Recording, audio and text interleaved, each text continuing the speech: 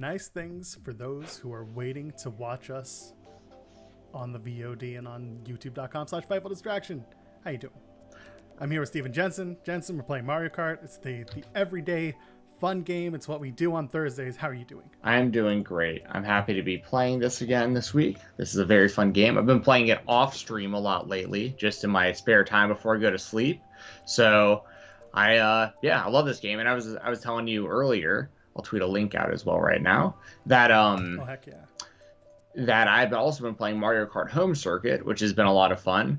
And my neighbor saw him. I tweeted about it the other night, but I'll see how many people do we have in the chat right now. Let me see how. I'll tell this story as we get going about my neighbor.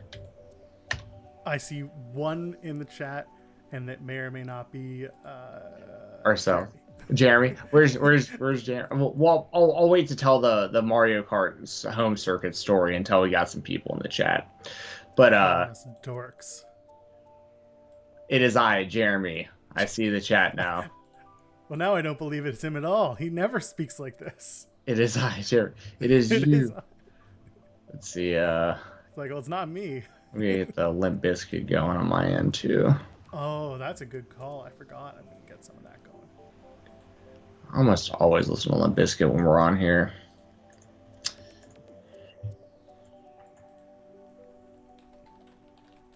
All right. Yes, I'm ready for some hardcore Mario Kart. There's a code on the screen. I should probably actually put it here so that I can reference it again. So that anyone who joins us late, grabs their Switch, wants to play, I can just press the up button and recall some old some old messaging. Yes. Yeah. All right. All right. Sweet. I'm all set up on my end. Were you hitting golf balls today? I was. I actually had probably my best day I've ever had at the driving range today. So I'm actually pretty happy about it. Nice. Yeah. What did it? What made you better this week? So basically, usually me and my dad go and we split a bucket of 80 balls, and usually he hits about maybe 25 tops, but his back's been hurting him a little bit. So we went on a walk first. We went out and just walked a mile or so, just to get going. It's been kind of chilly out here, and so we went on a walk, walked up to the driving range, and then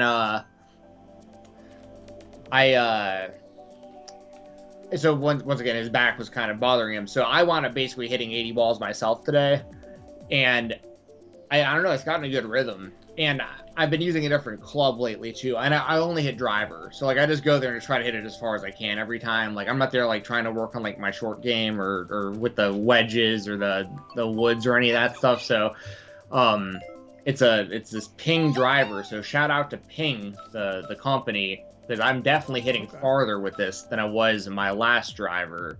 So yeah, I've been pretty happy about it. There's this net that's probably, with a net or the fence or whatever you want to call it, at the end of the driving range, is probably a $250 or $50 hit probably. I'd say it's about $250 out there, and I'm one hopping that thing constantly now. So it's I'm hitting 225 probably, maybe 210, 220. So basically, I'm really happy about it. I have no intention of taking this onto the golf course and becoming a better golfer and doing 18 holes or anything. I just want to be able to hit the golf ball really far, like Billy Madden or Happy Gilmore style, basically. And that's pretty much it. So good day. Nice. Yeah, good day today. How about you, man? That sounds good. Today's okay. Today's been a weird week. This week has been weird. So I think a lot of people know that I'm currently in the interviewing process for a job, and it's 4 interviews, and I've done 3 of them, but I've done them 3 weeks in a row. So I've been waiting to hear for the 4th interview. Long story short, I'm sitting there just being why aren't we here yet? Why aren't I doing the 4th interview yet? So that's driving me a little crazy, but otherwise I'm fine. It's been a good week. Jeremy saying, for the record, I am not the one racing. The funny thing is I forgot to hit the join button, so I'm about to be in the practice race waiting for you guys, I think. That's fine. Yeah, all You can good. hang out with us. 2 supers. Holy crap, it's Joe Gacy. Yes, it is. Yeah. Hello. I watched NXT this week because I watched War Games, so I was like, you know what? They hooked me. I want to see who the Shaman is. So I went up watching the whole show, and I guess I watched you guys, and then they come in on the next one. Cool. So I did catch Joe Gacy mentioning though that it sounds like they're heavily alluding to the end of 205 Live, or at the very least a rebranding of the show. Yeah. So I'm glad because they've needed to do that for quite a while now. Yeah, big fan of that. When they mentioned it, I was like, oh, this is what's needed to be done forever. A lot of people have been talking about it. So yeah, I'm happy with it. Yeah. And I do like Joe Gacy. Like, I remember from CZW and stuff, and like, he was kind of like the anti-hardcore deathmatch champion there, and like, so I think he could do good stuff. I honestly thought the WWE was gonna just like have no idea what to do with him when he got there, but they seem to have like a better plan for him than like most of the kind of like, you know, the last like kind of few crops of like indie wrestlers that sign with the WWE. They seem to maybe like actually have a direction for that guy, which is nice. I'd love to know if he pitched his own character. I mean, he had to have. He had to have, yeah. We've heard a few times that can go a long way, especially in WWE and in NXT. So I would love to hear from him whether or not this was his. I just threaded the needle on those. But did you enjoy the show overall, the War Game show? It was okay. There was certain things about it that I liked. Okay. I have to think. Let's see. The men's War Game match was good, but I thought it was too long. That's fair. But it's strange. Like, it's strange seeing LA Knight as like he's on an old school NXT team, but like he doesn't. I wish they would have brought like Steen or like Balor or someone like for one night only or something to like represent NXT instead of like LA Knight, because I just didn't think he fit in with the rest of those guys. But yeah, I hear you. But you know, the weird thing about watching it though is like they're clearly trying to position the new guys, which I get why they're doing it, but like they're trying to make it out to look like guys like Grayson Waller and Braun Breaker and these dudes, the New York dude, who speaks with the accent. I can't think of his name. Oh, Tony D'Angelo. Tony D'Angelo. They're trying to make it look like these guys are on like a higher level than Gargano and like these guys, and it's just kind of like it's weird to see because they're so green, but like yeah. But it's like that is the future of like what the show is heading towards. So like I get it, and I will also say like I love the MSK and Riddle segment on Tuesday. I thought that was great. So like there are things that they're doing that I like, but then some of it's just kind of like it's just kind of weird because once again it's like pushing a lot of really green wrestlers instead of wrestlers that like have been proven already, you know? Yeah. Cyclops saying he's from Chicago. Get it right. What? Tony D. Oh, is that what his gimmick is? Is that he's from Chicago? His gimmick is from Chicago, but he IRL wrestled in New York, in upstate New York. I think Buffalo. Well, I'm sorry Cyclops is better than Logan. I apologize. You have to also keep in mind, I've never really heard the guy talk outside of like a couple sentences. So all I've seen is a dude who looks like kind of like a New York mob type dude, kind of. So, yeah. I will say this, I'm very interested to see, not that I'll be watching most likely, but I'm interested to see the trajectory of Grayson Waller, because I don't think he's very good. I've watched a lot of him on 205 Live, so this isn't just me just saying this. Like, I've seen probably every Grayson Waller match that he's had in the company. I think he's well, yeah, right, because that's the funny thing is I watch NXT every week, but I couldn't tell you about like the Wednesday show usually, you know? Right. But I watch 205 Live on Tuesday show. Yeah. Wait, what on Tuesday, right? Yeah, you said the Wednesday show. Oh, sorry. Right, the Tuesday show. Yeah, my bad. Saw that one on Tuesdays, on Wednesdays. Now I'm getting all screwed up. But amazing. But so once again, I've seen in Wall, as MJF would say, he's very mid, and like it looks like they're about to give him a mega push if he's going to be the one like responsible for taking Gargano out and stuff. Like all right, and we'll see how. I'm just saying I'm interested. I'm not saying it won't work out, and obviously once again it's just a completely different direction they're going in. But like, they put a lot of shine behind Waller in the War Games now. And on top of that, 2 weeks before War Games, or maybe the week of War Games, either way, he had a really good match with Tommaso Ciampa that I think is worth going out of your way to watch. Okay, I have not seen. But I understand anyone's trepidation towards Grayson Waller. Like I do. He's brand new. He's not Braun Breaker. He's not, any of the standout guys so far. He's basically just the third man of the movie. So I understand people feeling a little bit lost on him. And his character. Like, what is his character? There is nothing yet. Right. He's just kind of like I don't even know what the word is. Like, because I knew of him a little bit on the indies. He was, I think his name was like Matty Wahlberg. Like he was clearly doing like wanted to be like a Wahlberg brother type thing, because he looks like Mark Wahlberg, kind of. But yeah, it's just that even on NXT or even on 205 Live, they never defined that at all. It was just kind of like he kind of has a different kind of swag about him. He wears like kind of the boxing shorts, but like and like gloves and stuff. But like, and he does, he does like air basketball moves mid-air while he's like doing elbow drops and stuff. So like, but he's also the kind of guy that kind of annoys me because he puts a hat on everything. Like he's doing all these like rolls into moves where he doesn't have to do a roll. He doesn't have to be doing like fake between the legs like while he's going through the air, because like we all see he isn't holding a basketball. But like, but I get the idea. Like, and I've said this on the Weekender about him before. Part of it is probably calculated. Like, he's annoying because he's a heel. Like, he's doing these things because I'm supposed to not like him. So, like, right. In that sense, he's doing his job. He's a good-looking guy who looks like he's athletic. And that's what I think the NXT is all about right now. Like, and trying to just figure out who's going to stick. Throw a bunch of very generic guys against the wall. And you might wind up with a couple stars that come out of that, and like you said, there's kind of a pecking order right now, and I think they'll kind of one by one go through a lot of different guys. Breaker's like the first, obviously, of this, and then we'll see a few more, and that honestly, I think the way they look at it right now is like, if they can get one or two guys that they can consider to be like rivals to Roman Reigns at some point in the next handful of years, if you can get 2 or 3 out of 100 that you bring in, they're happy with that. Yeah, I agree. I'm very interested to see what they do with the women. I think that's a very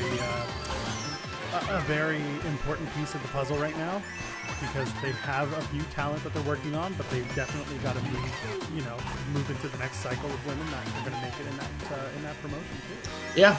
Well, I think Cora Jade has a lot of potential. Yes. She was awesome on me. I'm going to say that for you, because I know that's your gimmick, but I'm stealing it for this one. No. Because Elena Black was an excellent wrestler. Yeah. And still is this point. And a lifelong fan. Like, I just retweeted the other day something about, like, she went to one of CM Punk's UFC press conferences and asked him a question, and he recognized her in the crowd. He was like, "Oh man, this girl's at all the stuff that I do. Like, she's a massive fan. And, like, this is cool, I don't know how I missed Baby Mario there with my red shell. He's right in front of me. Oh, here comes the blue. There's a bullet bill. And there's everything in this one. Wait, how did the blue shell just go past Baby Mario? What just happened? I don't know. Frantic items. Oh, okay. That's why I'm getting so confused. My stuff isn't hitting people. Okay. Man. By the way, We Rock All Night, thank you for resubbing with Prime. 9 months. That's crazy to think about. And Throwback, I see you're in the chat. I hope you're feeling better, man. I'm seeing you're not 100%, but it sounds like you're on the mend. I hope you're getting better, bud. Yeah, for sure. What's up, Throwback? How do we feel about Indie Heartthrob? I mean Indie Heartthrob. 2 super sets. Well, I did catch Gargano. I thought it was funny, and once again, Gargano's just such a dweeb, man. But like, he goes out there and he's like, I was told by Heartbreak I could go as long as I want. It's like, no one calls him that, dude. You were such a dweeb. That's such a dork. But he's so good in the ring. That's the whole seesaw of the whole thing. All of his dweebiness doesn't matter once the bell rings. So like, one of my favorite segments from this past week on NXT was the Persia Parada and Indy Hartwell segment, where Persia's like, "Hey, Indy, we got to get it together. Your husband's fine. He's not dead. Blah blah blah." And then, despite all that, it doesn't matter because it was just Indy Hartwell being like, "Yeah, we're fine. I'm committed to this team and to my husband." And then Johnny Gargano shows up, and Johnny is like, "Oh, my family, hey, Persia," and just like moves her aside to do his thing, and it's just the silliest, dorkiest shit, and I loved it. Like after this quote unquote serious segment from Persia Parada, just like cut down by Johnny Gargano being a dork. Yeah. I think Johnny's gonna resign. I just have a feeling about it. I think he really just wants to go home, go home, really, but go home and be a dad, and just do life for a little bit. And yeah, I think resigning is in the cards. Well, especially if Candace is going to be there, like it just kind of makes sense.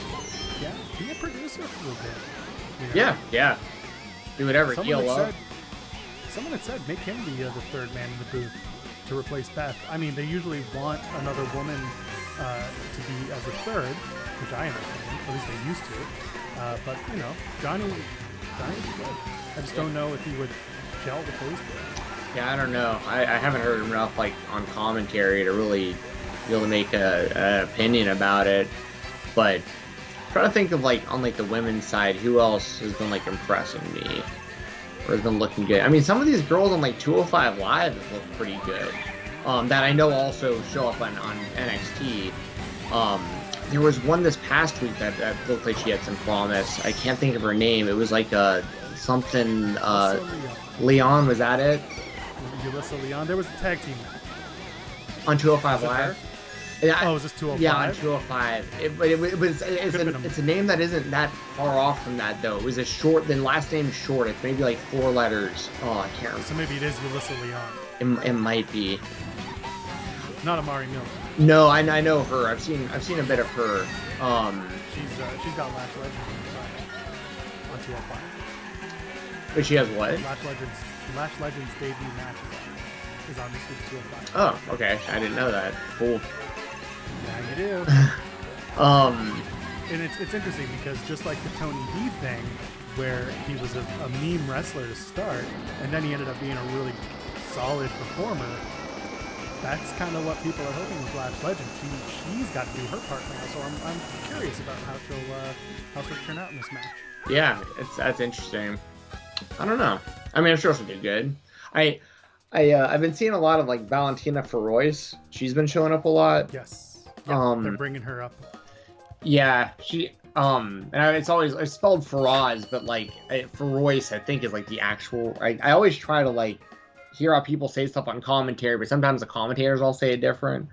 I'm gonna go to the 205 Live results. I'm gonna see if this was who I was.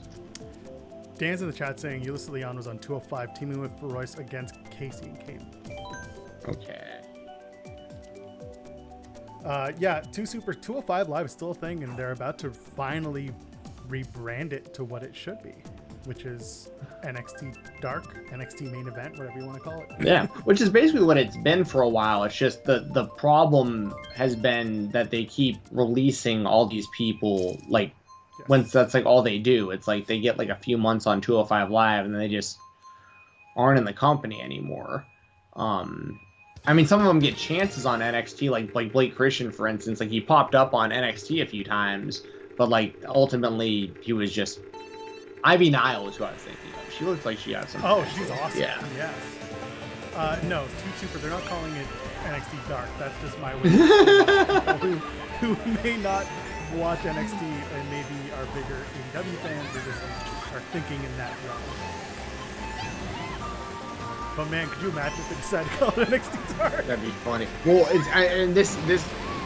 the WWE Elite Series toys, those existed before All Elite Wrestling existed. But I do think that they should change the name of their toy line because, I think if I was a WWE, I would, because I think it's confusing and there's probably people that are buying, or well, actually, I guess AEW might be benefiting from it because it looks like you're buying AEW action figures because they're called WWE Elite figures. So like if you're kind of like a casual or like a parent that's just like buying for their kids and they're like, I want all Elite figures, they go and they just see Elite on these WWE boxes and just think it's AEW figures. You know what I mean?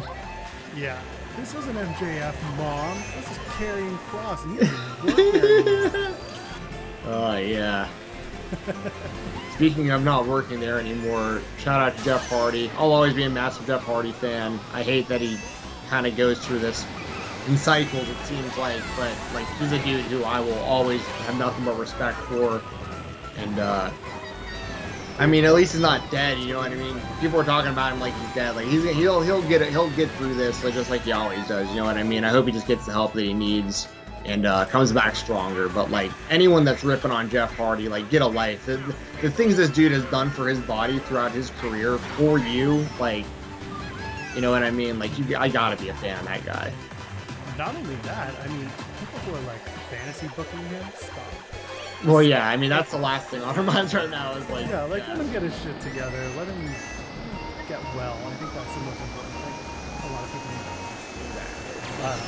need. It's funny that you bring that up, as I had kind of jokingly mentioned Cross. Cross had some very nice things to talk about in his time working with Jeff Hardy. He said he really enjoyed the matches that he had, despite the outcomes and everything. But he, you know, they talk about No More Words and bringing that back for Raw when Cross debuted. Yeah. And like just the whole story there. It's really cool. There's really tweet threads with appreciation. That's cool. I gotta check that out. I mean, how could you not? I mean, outside of like the Sting match that everyone knows, like who out there could like say that they work with Jeff Hardy and like has a bad thing to say about the guy? You know what I mean? Like the guy. I mean, I feel like you only hear good stuff from the people that are actually around him. Yeah. You know, and then yeah, he's had his issues, but like, you know, and like him leaving the WWE, it was probably the right thing. Like, I mean, you know, I don't know like enough about it. I don't think anybody knows like exactly what all is going on, but like, if he needs to leave to get his stuff together, like, that's like, I understand the WWE and I understand Jeff Hardy. I understand both sides. You know what I mean? Like, I'm not mad at really anybody about any of this outside of like, I just want Jeff Hardy to get help. That's really it. For sure. Just want to be okay. Yeah. That's all that matters to me. For sure. And when he's ready, he'll come back and he'll do what he needs to do. And guess what? He'll be super over because he always is. Like that dude stays over. It doesn't matter what company he's working for, or. And it's like the same kind of thing I always say about Mick Foley. Like when you may not have all the physical tools or like the looks of like The Rock or like the physical tools of like an AJ Styles or like whatever, but like you're willing to become a legend like by being a Mick Foley or a Jeff Hardy or something like that. Like what those dudes did to their bodies for so long is like, you gotta respect it. Like I mean, you know, and that's also, I don't want to speculate, but it's also one of those things that's like, you know, I in comparison, right? Like I think like Jeff Hardy would probably need help with pain a lot more than the average human being would. You know what I mean? So like, there's a lot of reasons people do the stuff that they do, and it isn't as simple as like this dude's an addict, this dude's this dude's that. It's like there's probably a lot of factors. The dude, like, they lost their mom like super young to disease, like really. I mean, they've been through a lot of stuff, those guys, and physically and mentally. And it's like, I hate people judging him so much, you know. There's another side of it too. This is going to be the first holiday season without his fan. Oh, and that too. Yeah, good call. That's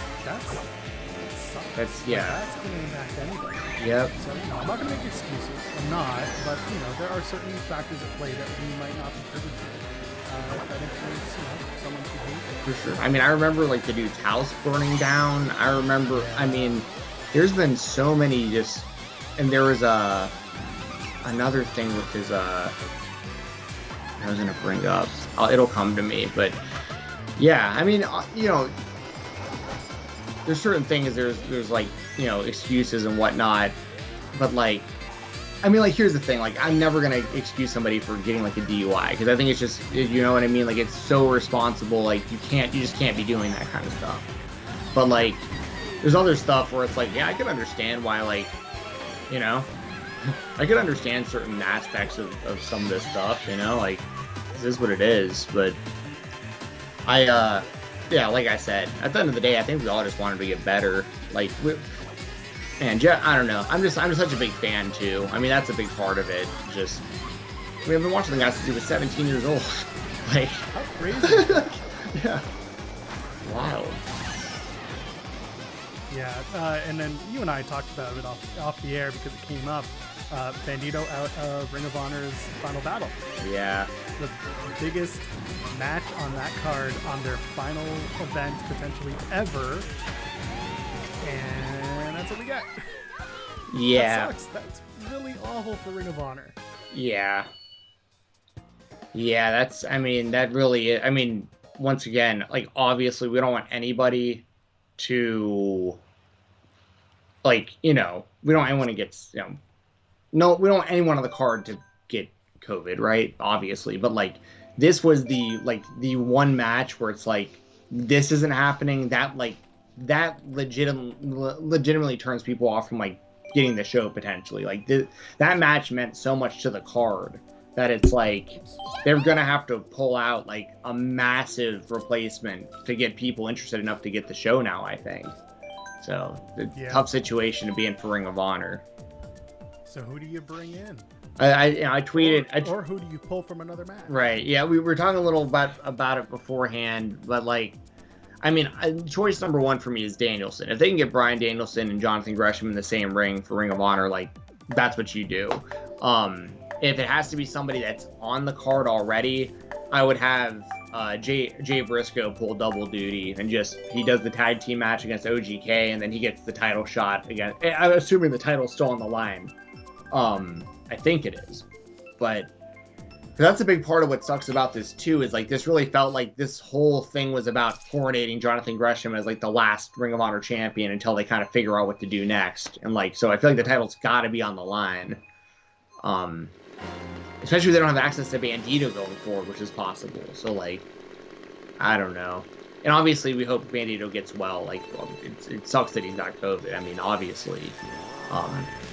But yeah, that was a bummer. Like, that news broke right before we went live. Craziness. I'm making dinner and I'm just like, oh, you've got to be kidding me. What the hell? Of all the things to happen 3 days before paper, 2 days before paper, can't believe that. And like, I see in the chat, Dan had mentioned the idea of like working with AEW to bring in former champions. I think that'd be perfect. Yeah. You know, make it a four-way match. You know, have Gresham go up against like Adam Cole and Bobby Fish and anyone who's not named Jay Lethal, and just go for it. Have Jay Briscoe in there too. Yeah. Yeah. You know, they really had. Once again, I don't know how much access they actually have to the AEW guys, but you would have figured that like that would have already been in the works, like pre this news about Bandito, if they're like serious about doing something like that. I don't know how long they've been sitting on it. On the Bandito news, you mean? Yeah, that's a good point. I guess there's really no way to know. Because like he worked Triple Mania. That's right. And that was a few days ago. So at best, Triple Mania was Saturday last week. So at best, they've had 5 days. Reality, maybe less than that. Yeah. I don't know. I mean, does anybody know what the status of Samoa Joe is? Like can he wrestle, or is he not cleared, or? That is a question to which nobody knows, or at least no one's reporting on it.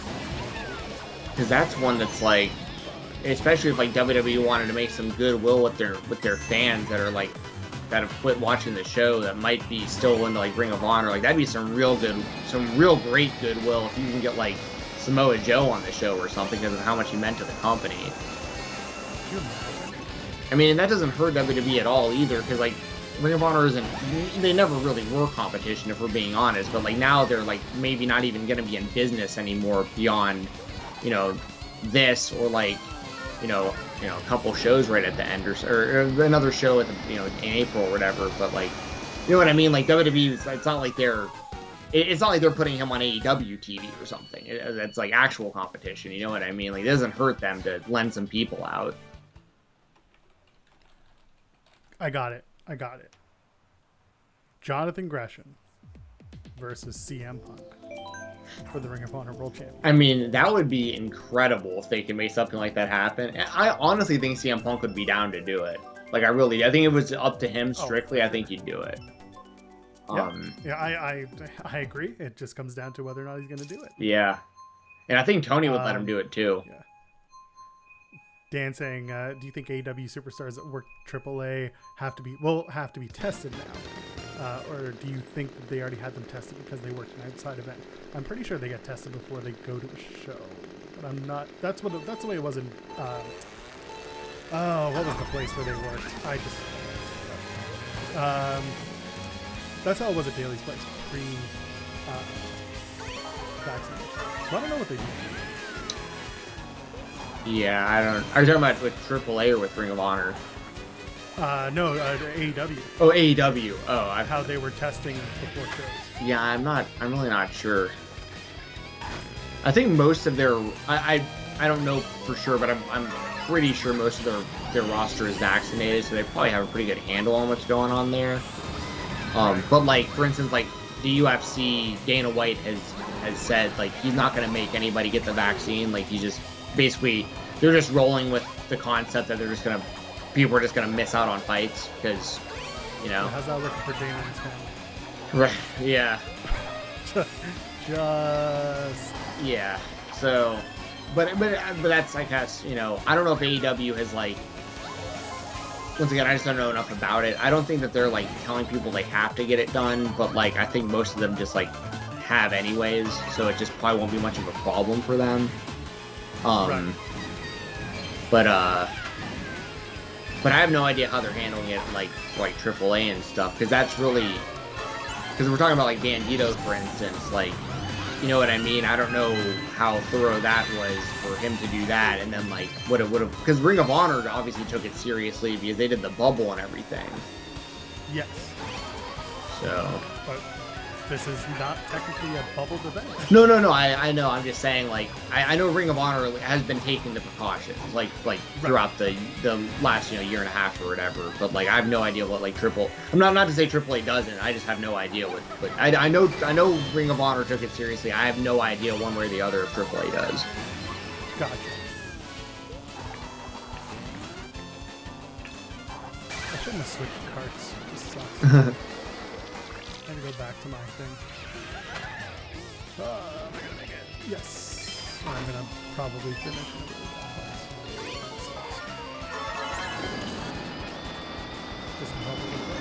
Did you get the bullet? Bullet bill. I saw the bullet on the map. Yeah. That's me. Oh, you just ran into me at the star. Smashed you. See if I can finish third. There, finish third.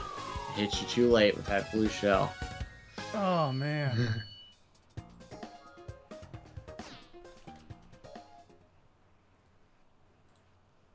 I'm going to switch back to my other thing. To my other car.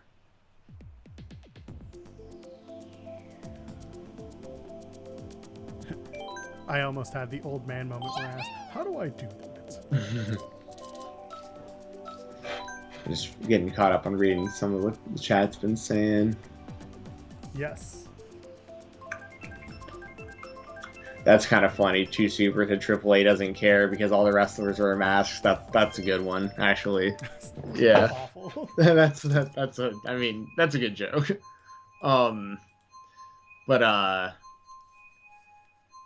Yeah, I don't know. I don't know what else they could really do. Because I don't think they're gonna have any like surprise matches or anything. There's already like 11 matches announced for the show. That's so many matches, and the first hour is free on YouTube. Right? Yeah, that'll be nice. I'm hoping I get to watch. What I'm kind of planning or assuming I'm gonna have to do is I'll be doing Fightful Fight Night on Saturday. Everybody who's gonna be watching UFC 269, tune in. It's gonna be fun. Got 2 title fights. Charles Oliveira. Charles Oliveira is in my opinion, might be the best fighter in the UFC right now. He's the lightweight champion. Jeremy Lambert has been campaigning for the dude for like over a decade. Kind of crazy. Yeah, and now he's the man.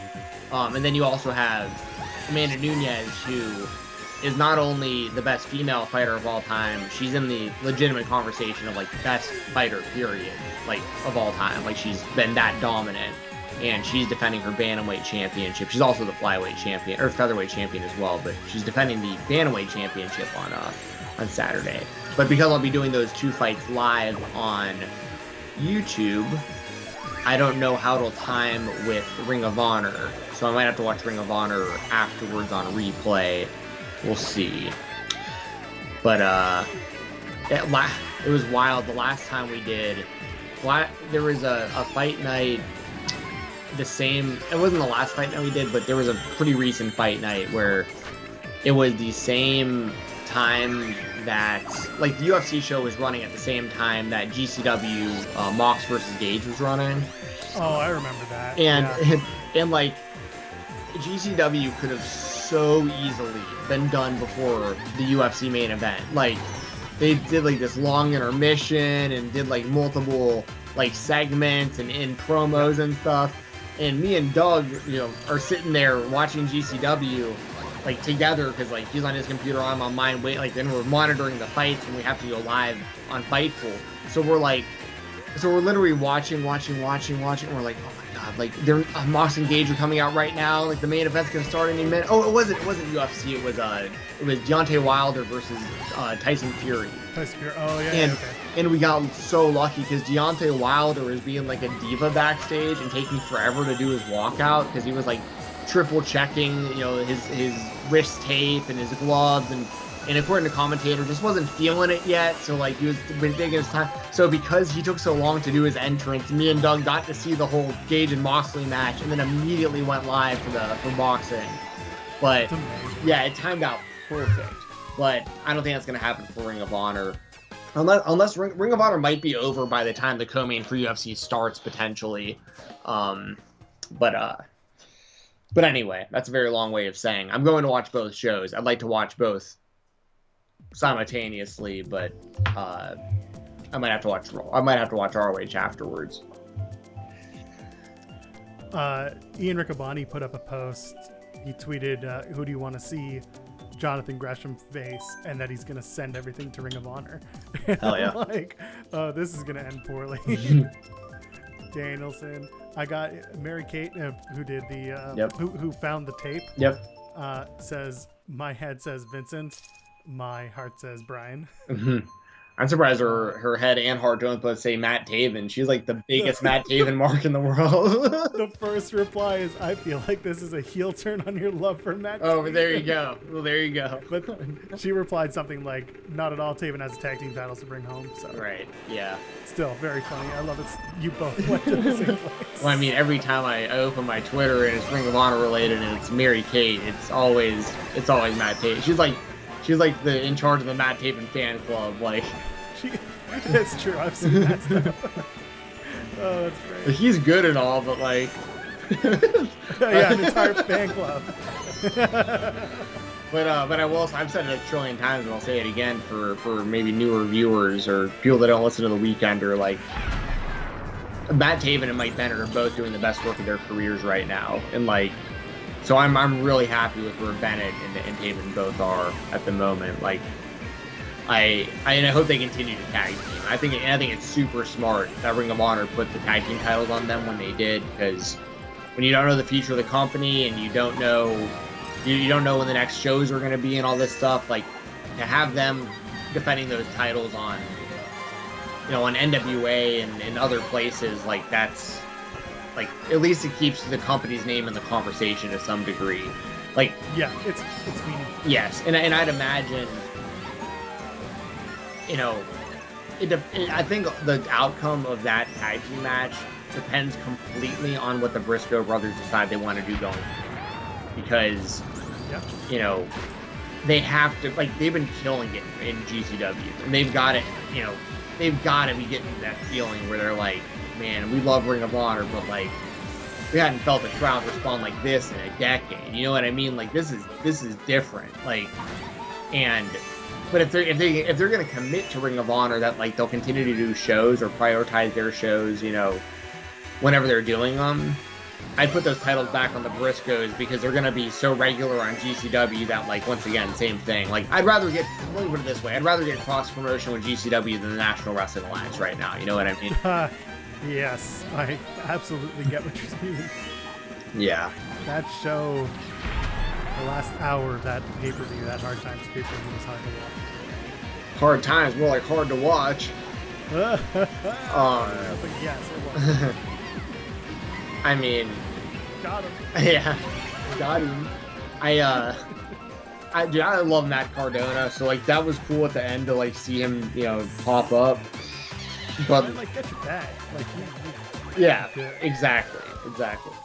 But I mean, like, that's just a weak ass pay-per-view main event for the National Wrestling Alliance World Championship. Like, when you've got Mike Knox and like, you know, I'm not sitting here, you know, trashing Mike Knox, but it's like, if you're trying to create buzz for your company and you're taking a name that was really only relevant within the WWE, and we're talking a decade ago, and since then had like some very mediocre to like less than mediocre, like his like Impact Menagerie run or whatever that thing was called, with him and Crazy Steve as like the circus people, like they, you know, like he just, you know, it just doesn't, it just feels like why would they think that would have been a match that people would get excited about? Like Trevor Murdoch versus Mike Knox, like, you might as well turn. And here's the thing, I like Trevor Murdoch a lot more than the average fan does.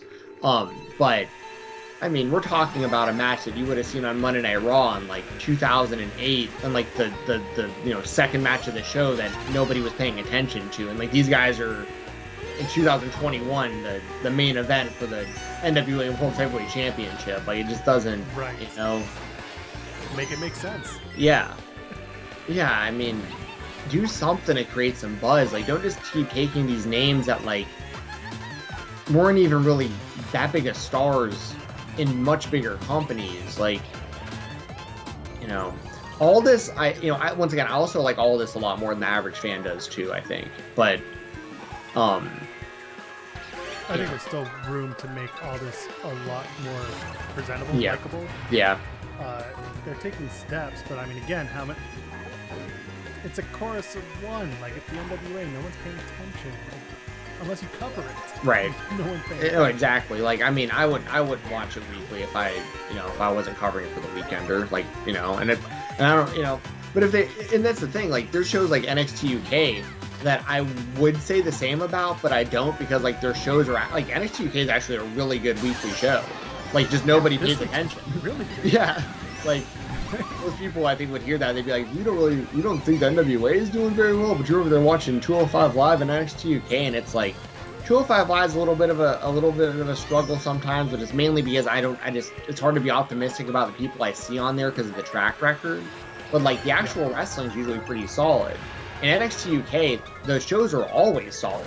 Like, Tyler Bate and Ilya Dragunov might be the two best guys WWE has on any brand right now, and like they're they killing. don't even know it. And nobody knows it, including the company themselves. Like, in NWA there are some things that I like, but it's hard to get stoked when it's like, you know, all right, like, you know, Mike Knox is in the world title match, and Tyrus is the TV champ or the national champ or whatever they call it. It's just like, you know, it's just like and I get the NWA is supposed to be more of like this throwback company and like more old school. That doesn't mean you have to use like not over wrestlers from forever ago. Like, go get some buzz. Like, go out there, find some people on the indies that are willing to show up and have some. I mean, you're the National Wrestling Alliance. Like, it shouldn't be that hard to like generate some buzz, at least a little bit of buzz, if your show's even half decent. Yeah. Yeah, like Dan saying in the chat, listen, Cardona took getting released from WWE, turned it into 3 title shots in 3 different companies in the span of 20 months. It's impressive. Yeah. Oh, it's incredibly impressive.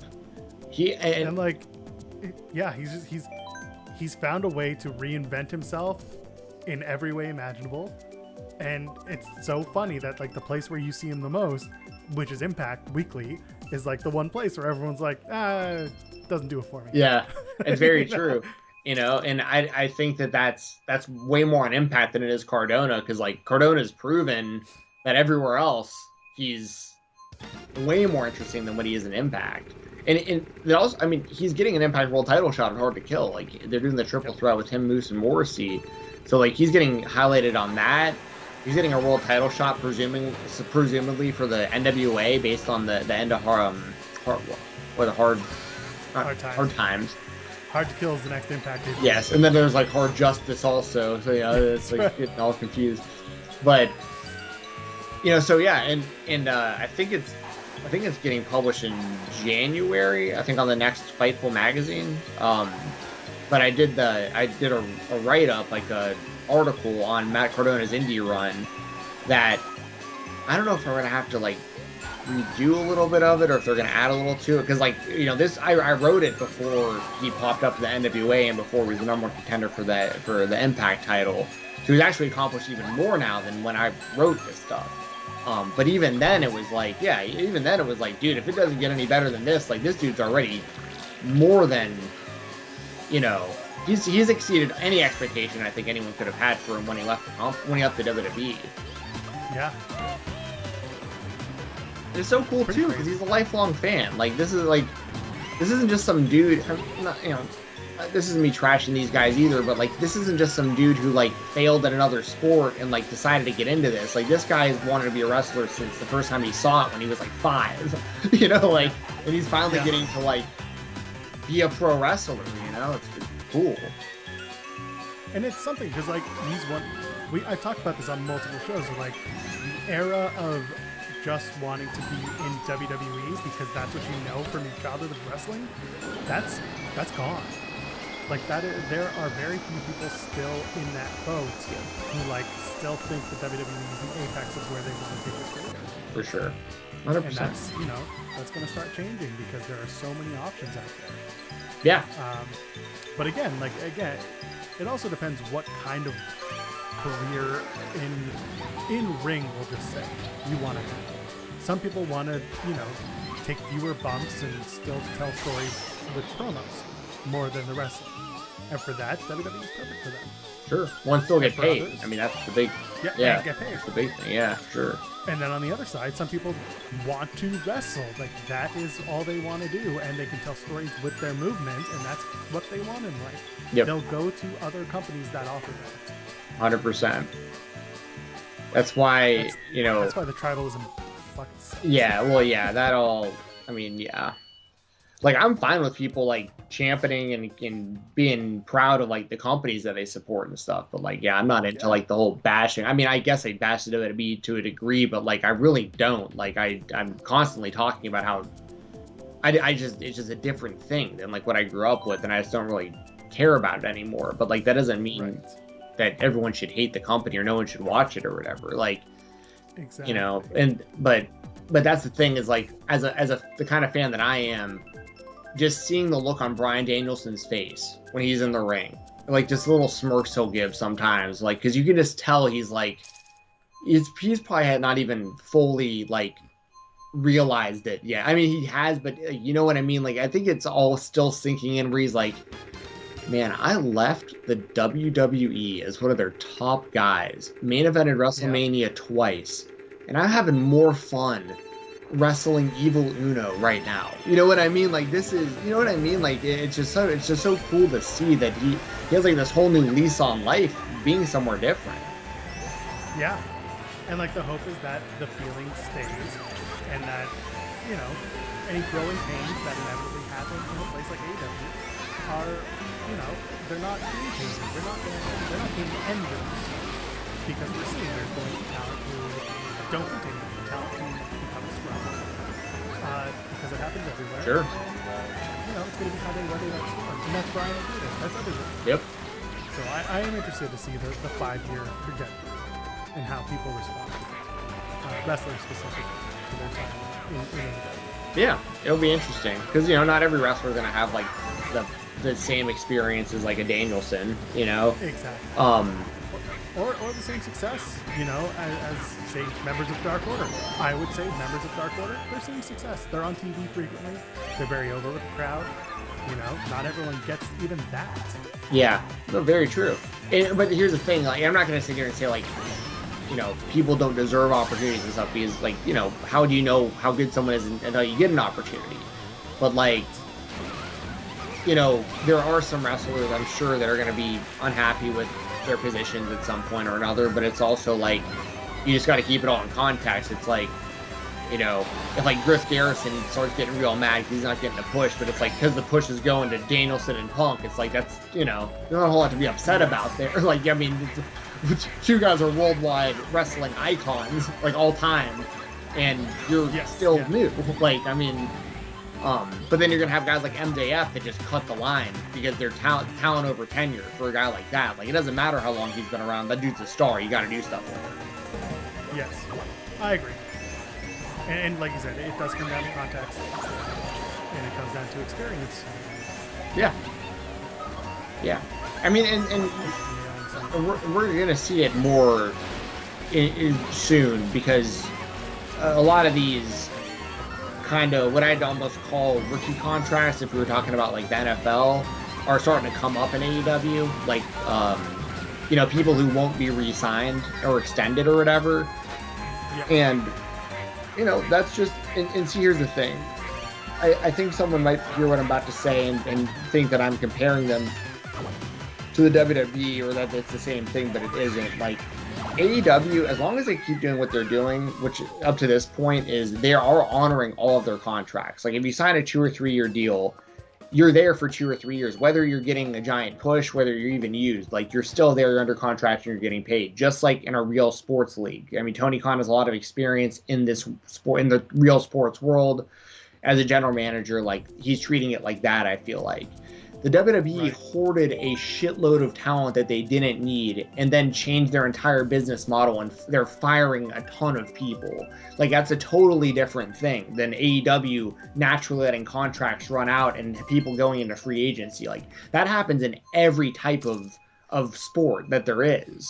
Like, that's totally fair to the athlete and to the company. Like, and the free agency is not always a bad thing. Like, sometimes it's a great thing. Like, you get out there and you realize what your market value is, and then if you want to come back to AEW, you come back with even more buzz if you're successful somewhere else. Like, So, but we're gonna see that, like you were saying, Joel. I'm interested to see like how many of like the OG AEW people are around versus like how many more like big names they signed from the WWE or from Ring of Honor or something. You know what I mean?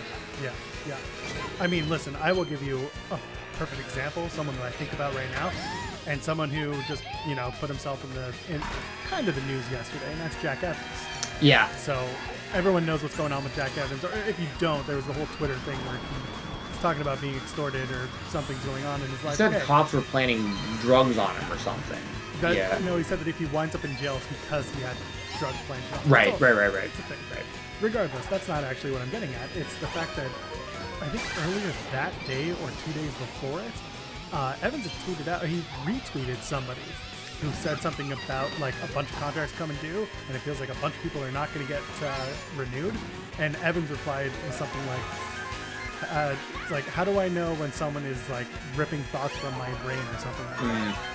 And it's probably still up, but like, I think he's one of those guys that probably isn't sticking around. Yeah. If I had to guess, I could be wrong. But just judging by that tweet, it was like, I think he's thinking he's not wrong for AEW long term. Yeah, I don't know. The kind of shitty thing about that would be like if he didn't want to cut his hair and like, you know what I mean? Dude, like, I bring up that payoff every day. Like, we saw Dugrand get a new haircut before we saw Jack Evans debut, the one he lost on TV. That's very true. He looked a lot like Hot Sauce Tracy Williams. Dude, everyone says that Trent looked like somebody. And Mox, I saw people calling him Mox too. Yeah. There was someone that I saw in it. I don't remember who it was. I had to go back and look at his face, but at one point I was like, he looks like so-and-so, but it wasn't any of the people anyone else was talking about. Gotcha. Yeah, he's just got that face.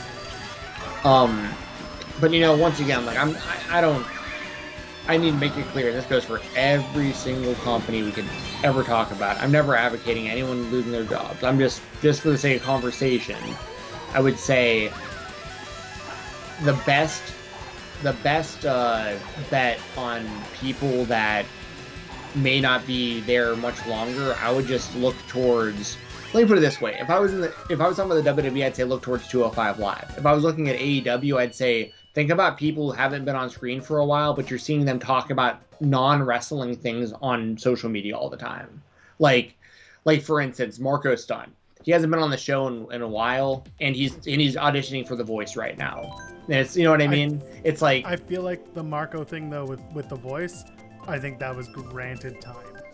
Well, and I hope it is, because like everybody knows this. Like, I'm a massive Marco Stunt fan. Like, I defend that dude all the time against the haters. Like, I got to see him live. He was the champion of Southern Underground Pro when I lived in Nashville. Like, he was like the main guy in Nashville on the indies for like a couple years before he went to AEW. So like, I hope Marco Stunt's in AEW until the day he dies. But like, that's the kind of stuff I just kind of look out for. You know what I mean? It's like, for sure. Like, who hasn't been on the show for a while, who's maybe got some other interests.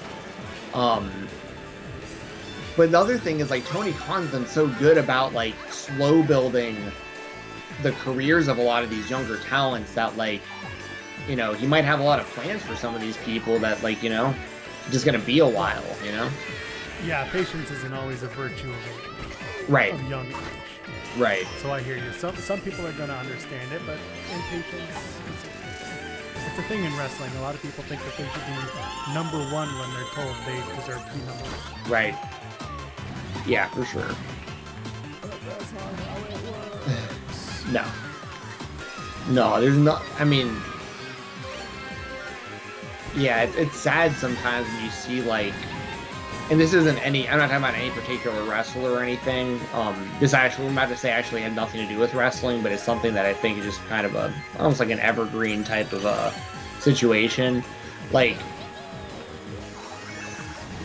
I really don't like seeing when somebody overvalues themselves to the point of like delusion, where like, yes, like maybe things aren't going the best, but like you're not on the level that you think you are either.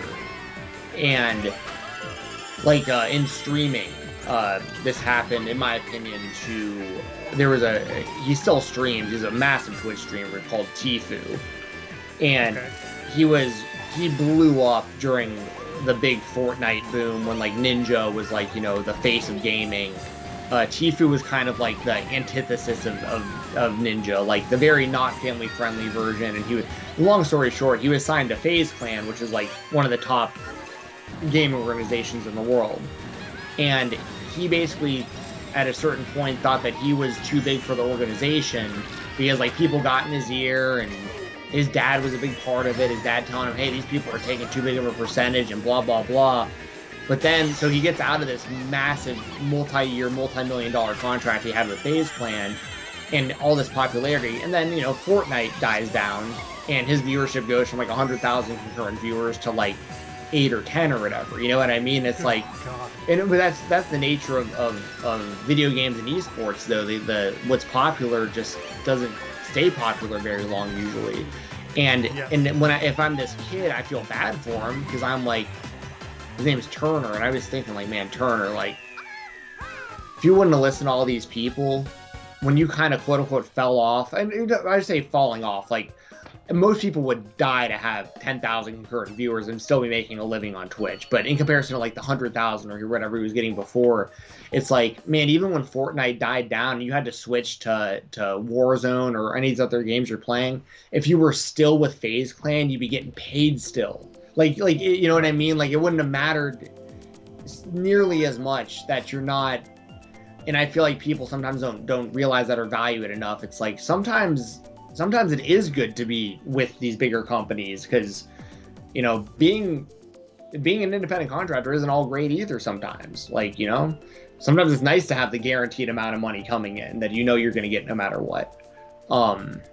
So, you know, so in like AEW, for instance, like, I guess the whole reason I would say something like this is like, you know, maybe there are wrestlers out there that, like Brian Cage, for instance. Like if Brian Cage, if there's stuff that he like tweets about or that his wife has said and stuff, like if that stuff's true, you know what I mean? Like if he wants to, like if he doesn't feel like he's being valued enough in AEW and he's one of the guys who leaves, maybe he does great elsewhere. But like where better can you go if you're Brian Cage? Like you can't. Oh, yeah, right. He did. I know he actually did that. He's their champion. But it's like WWE can't take you. I'm sorry, and people know. Like I don't care what people put in their bodies. It isn't any of my business. I don't care. Wrestling is not a real sport. I don't care what these guys are taking. But there's no way in hell. There's no. It's just you know, this is what it is. But it's different about like the UFC because you're actually trying to hurt people. Like this is aesthetics, just looking bigger. But like. Yes. But with like someone like Brian Cage, like you can't go to the WWE because there's no way you're passing that wellness test. It just isn't happening. So like he's admitted himself. Right. So like if you feel like you're being underused in AEW when like they've made you the FTW champion, you challenge for the world title, and every time you show up, you're treated at the very lowest like a upper mid carder to a main event level guy. Like what do you expect? You know. Did you see? You maybe didn't see it last night. He tweeted something. Oh, he tweeted something so funny, and then Starks just like corrected him in the most like ridiculous way. Oh really? No, I wish I could remember what the tweet was, but it was very funny. It was like, oh my god, like you were trying so hard. I like Ricky. He's witty. He's a smart dude. He is. And I like Brian Cage too, by the way. I just don't know like how he thinks his career could be better than it is right now, outside of being like the AEW champion and having the whole show about him. But like, you can't when you have the roster they have. Like he isn't. He, in my opinion, just not on the same level as the guys who are getting pushed as the main event guys. Like, and I think most people would agree with that. Like, but he's great in the role that he's in, and he's featured in you know, it just is what it is. Now, could he go to like? I mean, that's the other thing. Like, we're gonna go back to Impact. You know, that didn't end great last time. They're not bringing him back. You know what I mean? Like, they're not bringing him back. So I just don't know. You know, that's my whole thing. It just. Yeah, Dan just got the tweet. It was what comes around goes around, and then Starks was like, "It's what goes around comes around." Yeah. Yeah. Just the most like subtle, stupid correction. But it's like the fact that he went out of his way to correct it was funny, though. Yeah, I was like, this is the most subtle jab. It was oh man. I want to run one more race before I get out of here. Yeah, we're gonna do that because somebody has to watch the football. I do. Skull Vikings. I gotta eat dinner anyway. Got the game tonight. Someone in the chat earlier asked. I don't know who asked, but if you're still in here, they asked if the Vikings were gonna get a win tonight. Dalvin Cook is playing. He is active, even though he like tore his shoulder completely out of the socket like a week ago. But you know, I love it though because like the players still want to make the playoffs. We lost to a team that hadn't won in literally like an entire calendar year. We lost to the Lions. They were 0-10-1 or whatever, like going into this past week. We lost to them on the last play of the game. Out of all the games this season, which they're like, this is week 14. So 12 of their 13 games the Vikings have had this season have come down to literally within one score, and most of them have been decided on literally the final play of the game. And okay. Yeah, but that isn't cool as a fan. Like, I just want to see them go in and just lay into somebody. Like, go out there and win like 40-0. Like, I'm tired of this last second stuff because we're losing half of them when it winds up to the last play. Like, but it's a situation where if they lose tonight, their season's over, and the head coach is for sure going to get fired. And Think so? yeah, well, if he doesn't get fired tonight, they'll only keep him until the beginning of next season, like the off season. They'll get rid of it. He won't be here next year, even though he's contracted to be here next year. They will not bring him back. And in turn, they'll probably also lose their general manager, who made all these hires, because they'll want someone else making those decisions. Which sucks because our general manager is actually great. This guy Rick Spielman, he's put together. Vikings. Then what's so frustrating about all this? The Vikings have a Super Bowl level team. Like, the talent is there for them to potentially, and they've never won the Super Bowl in franchise history. So they had a team to do it, but the coaching has been atrocious, and the coaching is what's costing us these games. So, like, you know, it's I hit something. it's frustrating. But they got the Steelers tonight. We're actually favored to win on, like, the betting lines. Yeah, we'll see how it goes. Dan saying you lost to the Lions. That's when your season ended. I mean, in all honesty, normally I'd laugh along and, like, totally agree, but, like, somehow the NFC has been so shit that, like, the Vikings can still make the playoffs. Like, even though, like, they shouldn't. Like, based on talent, they definitely should, but based on their record, they shouldn't be in the playoffs. But, like, they still technically can be, which is wild. Because the right teams are losing. It's wild because all the right teams are losing, but we keep losing too. Like, if we would just win some of these games when everyone we need to keeps losing, like, we wouldn't even be in this position, and we'd just be preparing for the playoffs. But whew, yeah, it's the only sport that I really care about outside of mixed martial arts. Like, so I got, like, 18 weeks plus the playoffs if the Vikings make it, where I can get all in on something outside of fighting and wrestling. So, I very much bank on the Vikings to have a good season, so I have something to cheer for once a year. But I hear you. I am an Ottawa Senators fan. yeah. And now the Ottawa Senators are AEW canon, so that's all that matters. Yeah, they talked about them a lot. CM Punk talked about them a little too much. I will say this, too. Oh, that was the Islanders. He made Oh, one I'm reference sorry. to the Sens. I'm sorry. You're Makes right. one reference to the Sens, and I was like, yeah, That's my right. shit team made it. MJF is so much better than CM Punk. It's not even funny. I hope he wins the feud. I think CM Punk's going to beat him, though, and I think he's going to go on to probably win the AEW title from Hangman. That's how I'm feeling now. But Yep. I want MJF to win that so bad. I like CM Punk. I'm a fan, but, like, I honestly think MJF's better than Mike. I think he's better than the ring. He's younger. He's hungry. Like, you mean MJF all day over CM Punk right now, but Okay. oh yeah.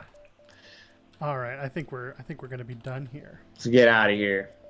Jensen, where can the people find you on the internet? This Saturday, Fightful Fight Night, we got Amanda Nunes versus Juliana Pena for the Women's Bantamweight Championship, and we have Charles Oliveira defending the UFC Lightweight Championship against Dustin Poirier. Going to be an awesome back-to-back.